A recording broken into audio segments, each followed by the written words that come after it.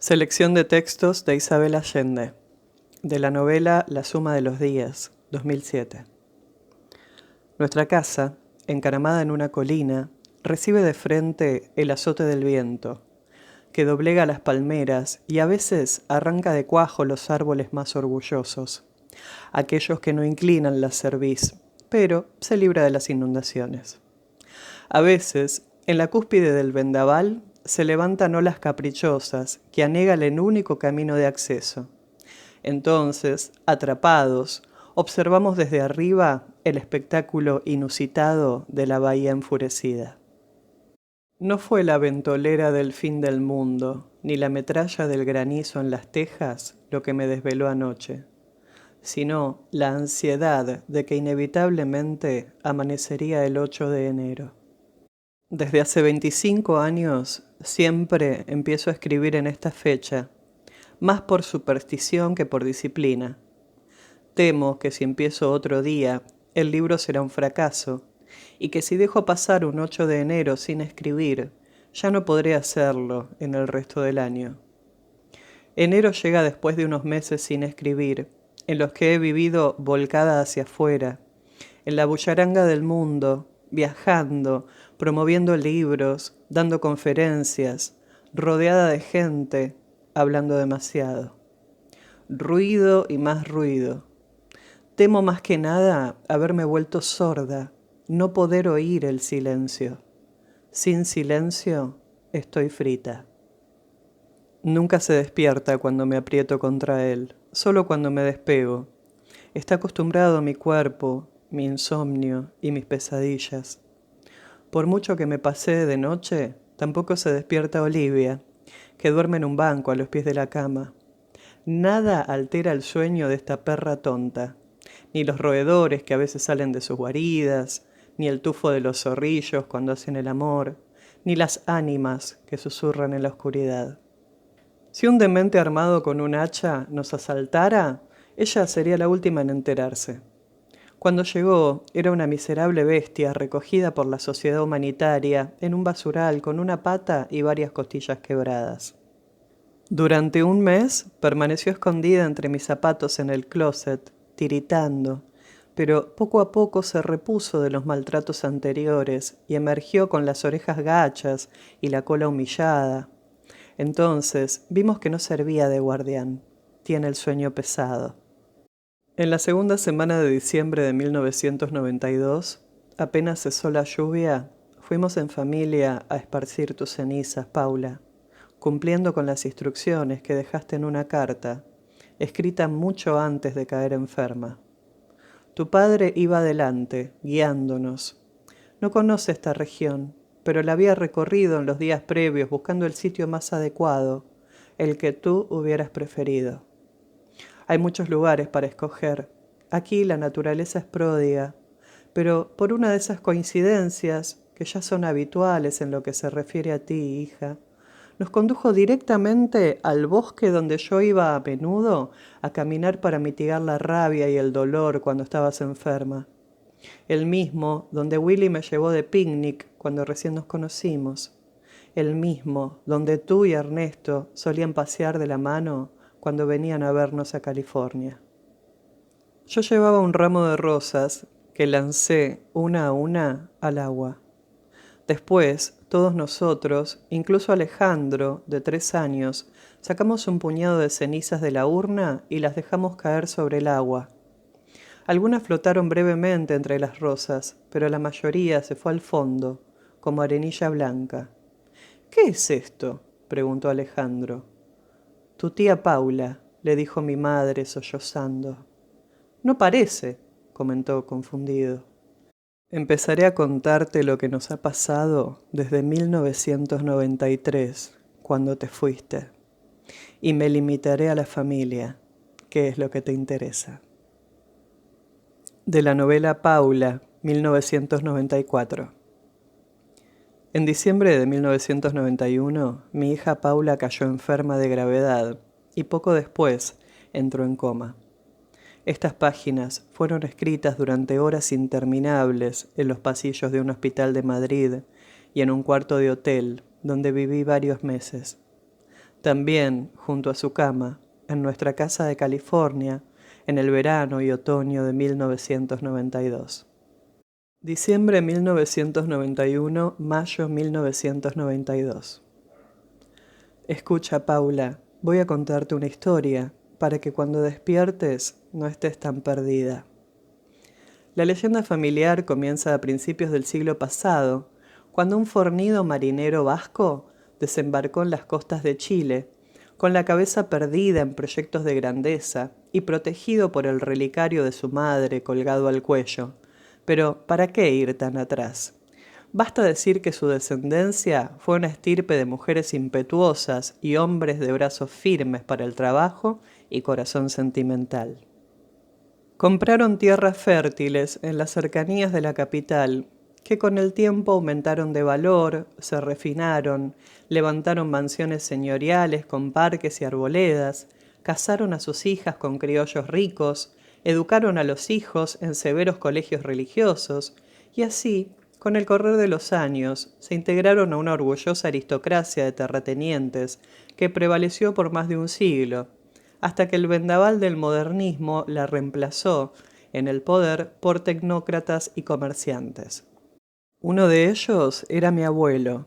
Nació en buena cuna, pero su padre murió temprano, de un inexplicable escopetazo. Nunca se divulgaron los detalles de lo ocurrido esa noche fatídica. Quizá fue un duelo, una venganza o un accidente de amor. En todo caso, su familia quedó sin recursos y, por ser el mayor, debió abandonar la escuela y buscar empleo para mantener a su madre y educar a sus hermanos menores. Mucho después, cuando se había convertido en hombre de fortuna, ante quien los demás se quitaban el sombrero, me confesó que la peor pobreza es la de cuello y corbata, porque hay que disimularla. Esa época de penurias le templó el carácter. Creía que la existencia es solo esfuerzo y trabajo, y que un hombre honorable no puede ir por este mundo sin ayudar al prójimo. Ya entonces tenía la expresión concentrada y la integridad que lo caracterizaron. Estaba hecho del mismo material pétreo de sus antepasados y, como muchos de ellos, tenía los pies plantados en el suelo firme.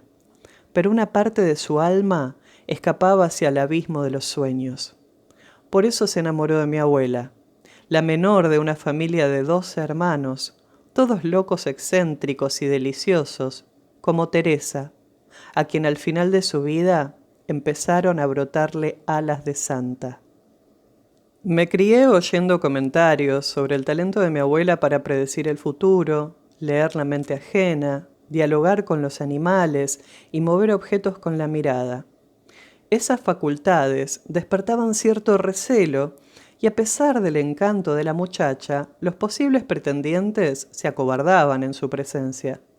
Pero para mi abuelo, la telepatía y la telequinesia eran diversiones inocentes y de ninguna manera obstáculos serios para el matrimonio.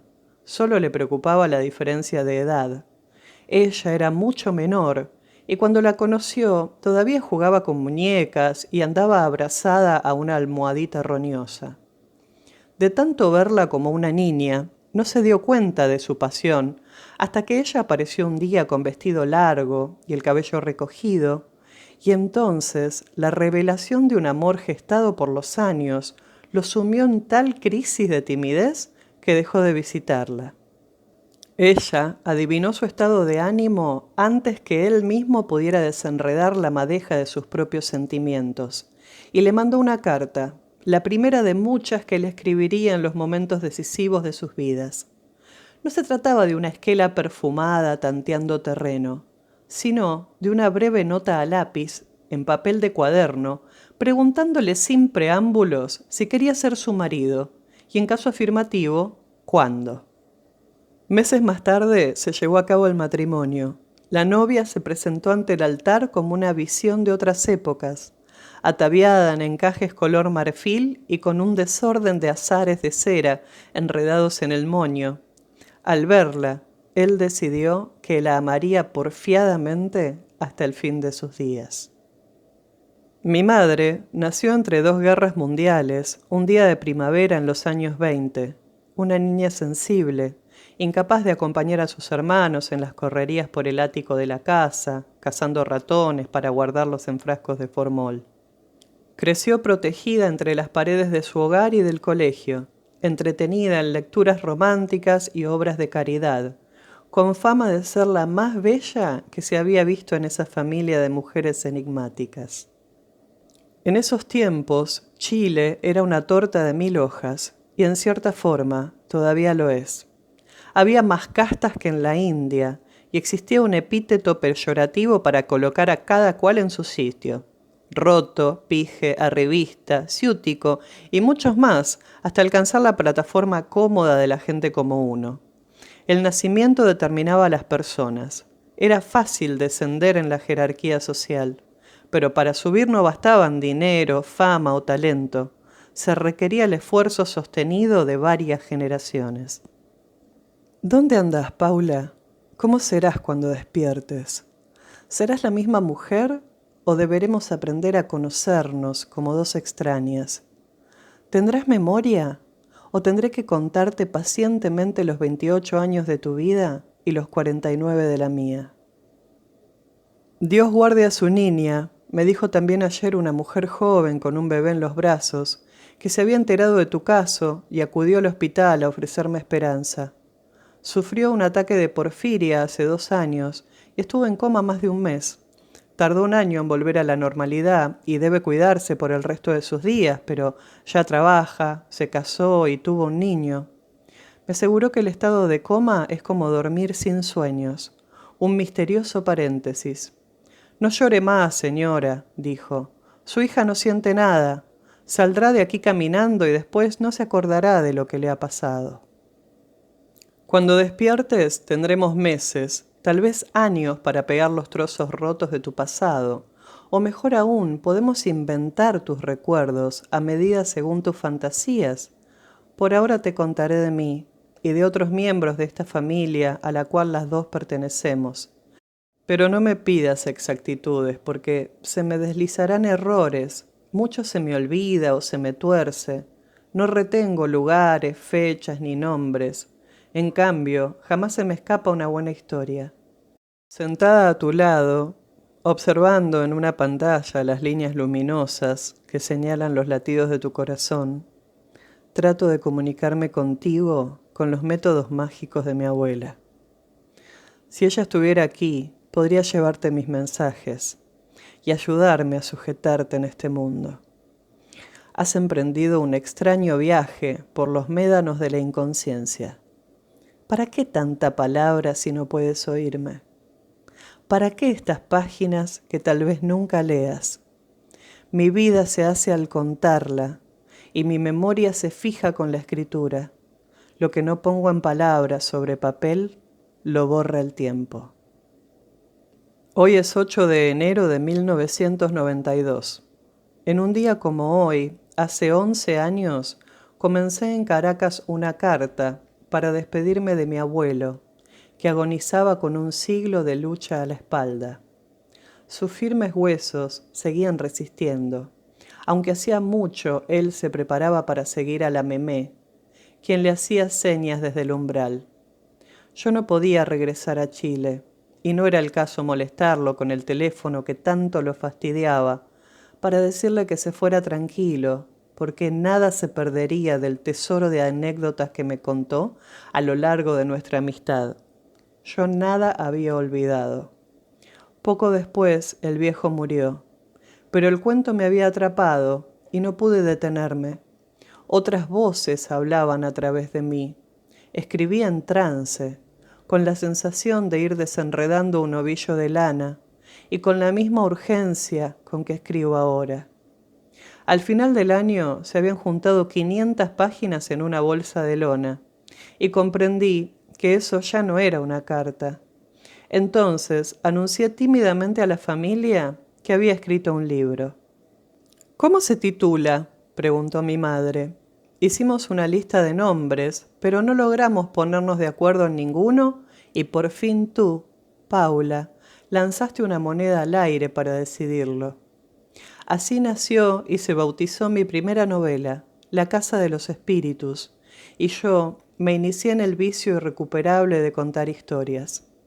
Ese libro me salvó la vida. La escritura es una larga introspección. Es un viaje hacia las cavernas más oscuras de la conciencia, una lenta meditación. Escribo a tientas en el silencio y por el camino descubro partículas de verdad, pequeños cristales que caben en la palma de una mano y justifican mi paso por este mundo.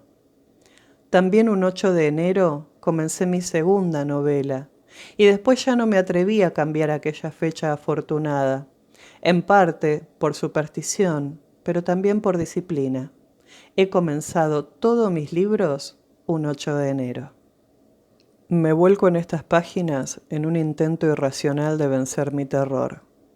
Se me ocurre que si doy forma a esta devastación, podría ayudarte y ayudarme. El meticuloso ejercicio de la escritura puede ser nuestra salvación. Hace 11 años escribí una carta a mi abuelo para despedirlo en la muerte. En este 8 de enero de 1992 te escribo, Paula, para traerte de vuelta a la vida.